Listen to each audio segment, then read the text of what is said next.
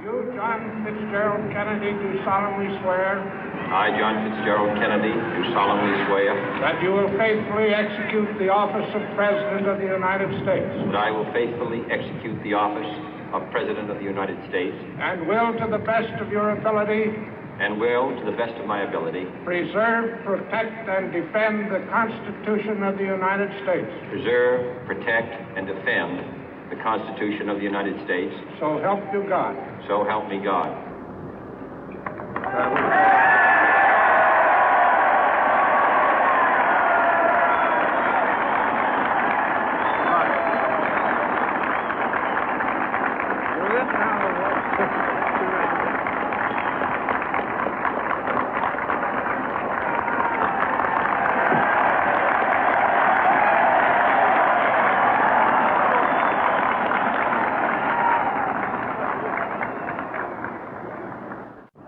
Vice President Johnson, Mr. Speaker, Mr. Chief Justice, President Eisenhower, Vice President Nixon, President Truman, Reverend clergy, fellow citizens.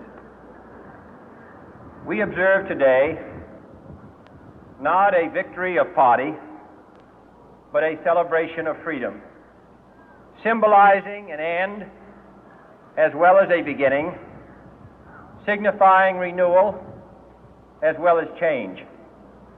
For I have sworn before you and Almighty God the same solemn oath our forebears prescribed nearly a century and 3/4 ago. The world is very different now, for man holds in his mortal hands the power to abolish all forms of human poverty and all forms of human life. And yet the same revolutionary beliefs for which our forebears fought are still at issue around the globe. The belief that the rights of man come not from the generosity of the state, but from the hand of God. We dare not forget today that we are the heirs of that first revolution. Let the word go forth from this time and place to friend and foe alike that the torch has been passed to a new generation of Americans born in this century, tempered by war, disciplined by a hard and bitter peace, proud of our ancient heritage, and unwilling to witness or permit the slow undoing of those human rights to which this nation has always been committed and to which we are committed today at home and around the world.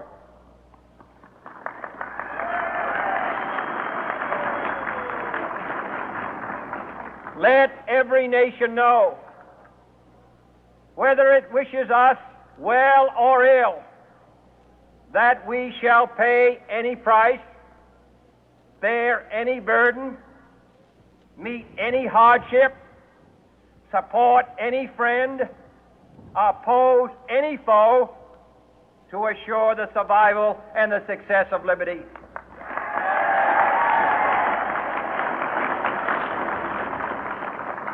This much we pledge and more.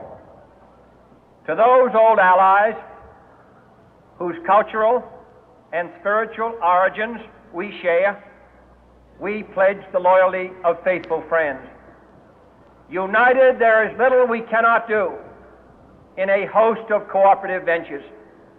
Divided, there is little we can do, for we dare not meet a powerful challenge at odds and split asunder.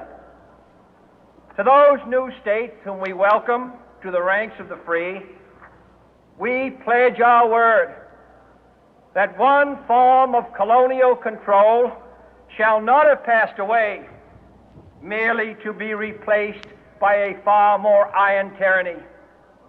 We shall not always expect to find them supporting our view, but we shall always hope to find them strongly supporting their own freedom, and to remember that in the past, those who foolishly sought power by riding the back of the tiger ended up inside.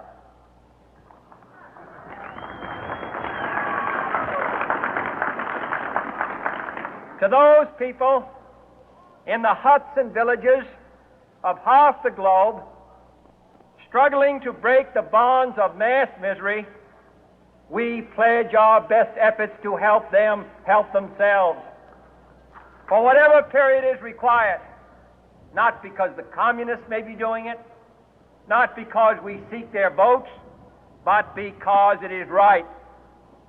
If a free society cannot help the many who are poor, it cannot save the few who are rich.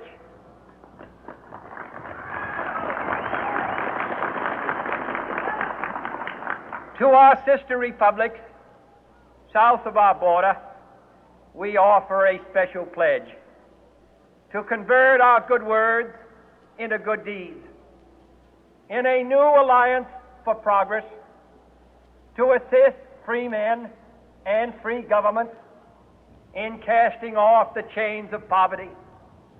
But this peaceful revolution of hope cannot become the prey of hostile powers. Let all our neighbors know that we shall join with them to oppose aggression or subversion anywhere in the Americas.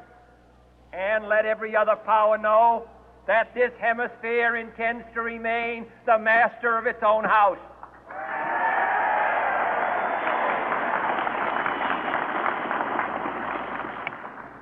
To that World Assembly of Sovereign States, the United Nations, our last best hope, in an age where the instruments of war have far outpaced the instruments of peace, we renew our pledge of support to prevent it from becoming merely a forum for invective, to strengthen its shield of the new and the weak, and to enlarge the area in which its writ may run.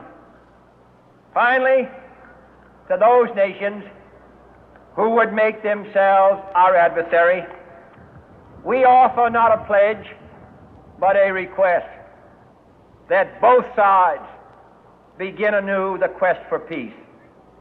Before the dark powers of destruction, unleashed by science, engulf all humanity in planned or accidental self-destruction, we dare not tempt them with weakness, for only when our arms are sufficient beyond doubt can we be certain beyond doubt that they will never be employed. But neither can two great and powerful groups of nations take comfort from our present course, both sides overburdened by the cost of modern weapons, both rightly alarmed by the steady spread of the deadly atom, yet both racing to alter